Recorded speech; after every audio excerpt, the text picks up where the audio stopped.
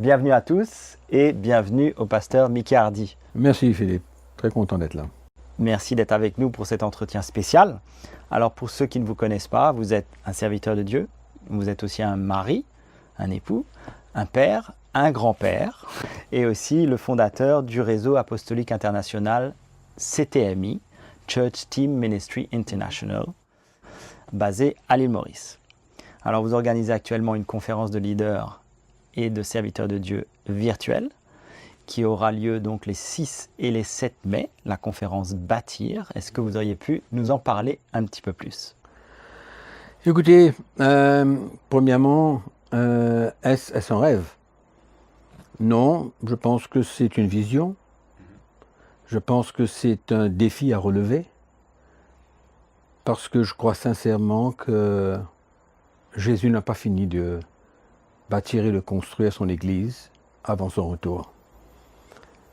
Et je pense sincèrement que l'Église a besoin de retourner vers un message, le message de Jésus-Christ lui-même, afin qu'elle retrouve sa vie et que les chrétiens puissent être bien spirituellement, puissent grandir et être effectifs, efficaces dans le royaume de Dieu.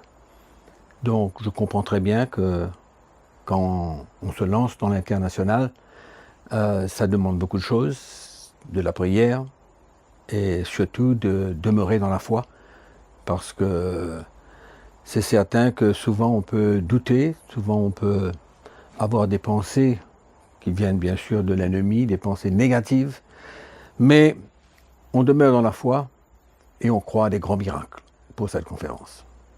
Alors, vous vous adresserez principalement aux pasteurs et aux leaders d'église. Il y a une raison particulière? Oui, bien sûr, parce que souvent les chrétiens n'ont pas droit à la parole. Mais par contre, les pasteurs sont ceux qui se tiennent derrière le pupitre et qui s'adressent aux chrétiens.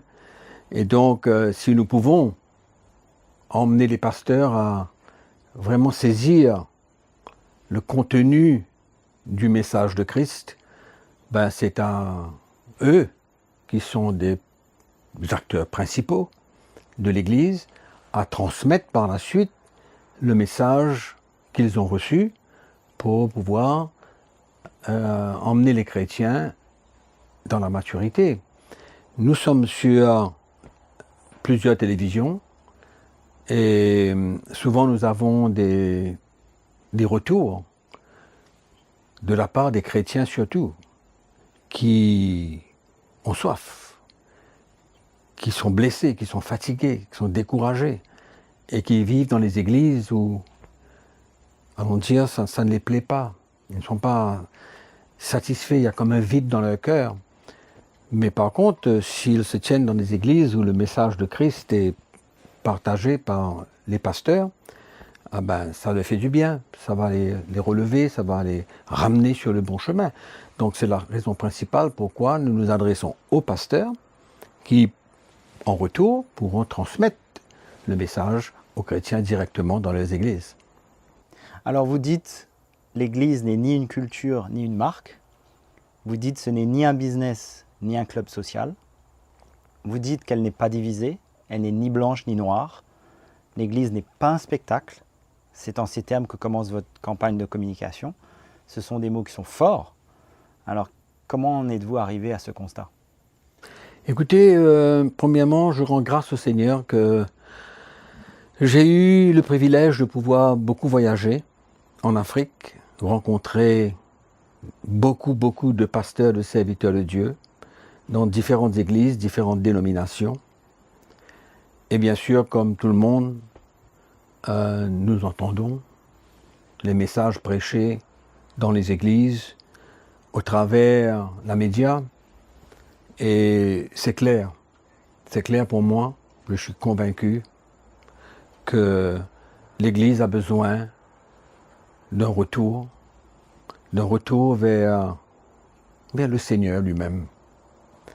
Parce qu'aujourd'hui, dans beaucoup d'églises, il y a beaucoup de fausses doctrines, de manipulations, de fabrication. Et en même temps, le peuple de Dieu se trouve au milieu de tout cela. Et c'est très attristant de voir ce qui se passe dans les églises.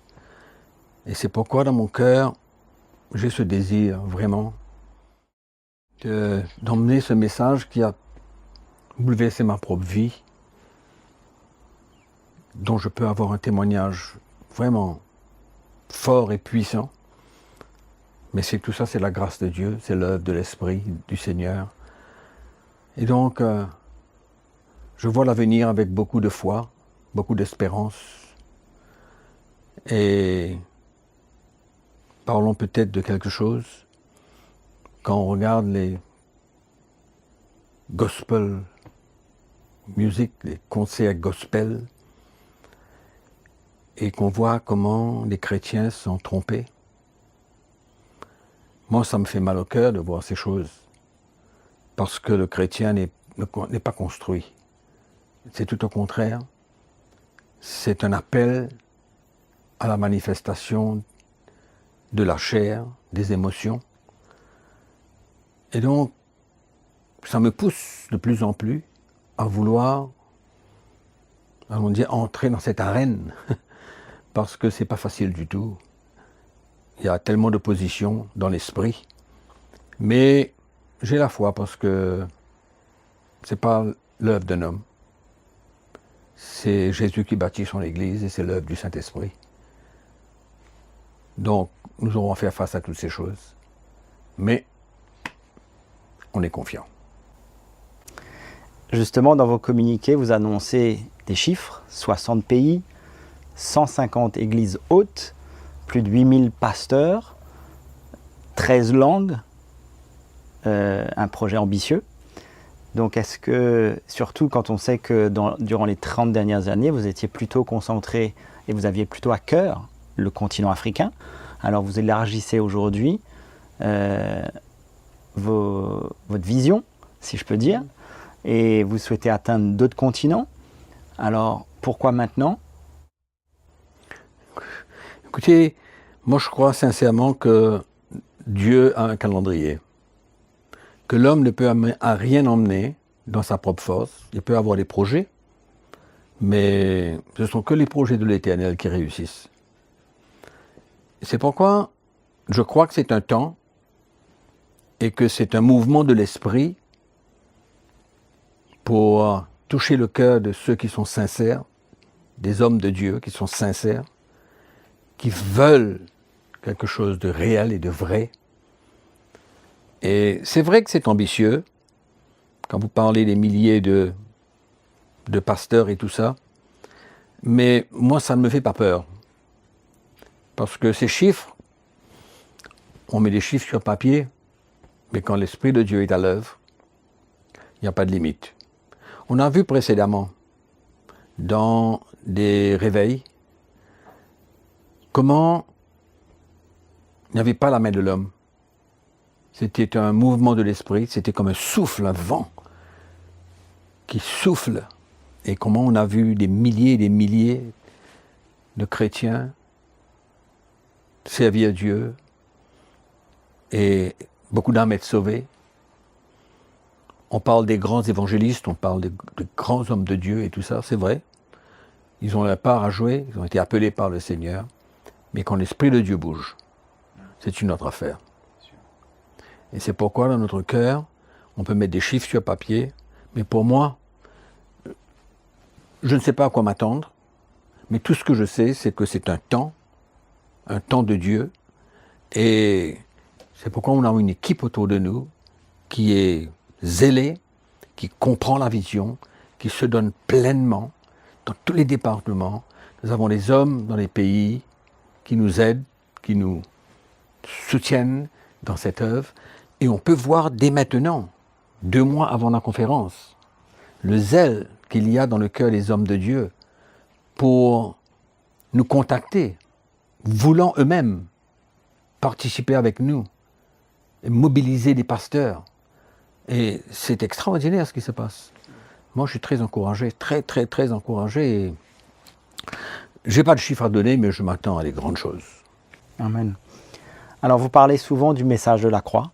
Mhm.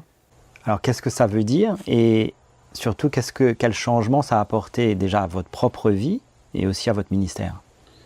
Écoutez, le message de la croix, je peux écrire des livres là-dessus parce que c'est quelque chose qui vit en moi, c'est quelque chose qui bouillonne dans mon cœur parce que je crois sincèrement que c'est un message fondamental.